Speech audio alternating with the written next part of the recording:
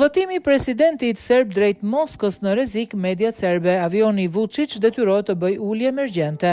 Avioni i presidentit rus Aleksandar Vučić, i cili po udhëtonte për në Moskë për të marrë pjesë në paradën e ditës fitores, u detyrua të bënte një ulje emergjente në Baku. Sipas raportimeve, devijimi ishte për shkak të mojimit të aksesit në hapësirën ajrore dhe kërcënimeve të sigurisë të pa specifikuara, duke përfshirë rrezikun e mundshëm që paraqesin sistemet e mbrojtjes ajrore përgjatë rrugës. Më parë, Letonia dhe Lituania e kishin ndaluar në mënyrë të qartë avionin e Vučić të hynte në hapësirën e tyre ajrore, ndërsa Bashkimi Evropian paralajmëroi se pjesëmarrja e tij në festimet e ditës fitores në 9 maj mund të ndërlikonte bisedimet e pranimit të Serbisë në BE.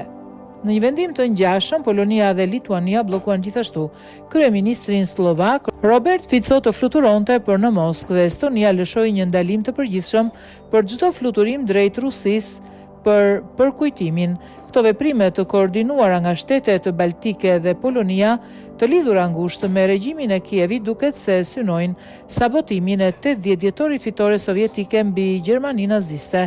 Ndërkohë, forcat ukrainase po intensifikojnë sulmet ndaj Moskës në një përpjekje për të penguar mbërritjen e udhëheqësve të huaj.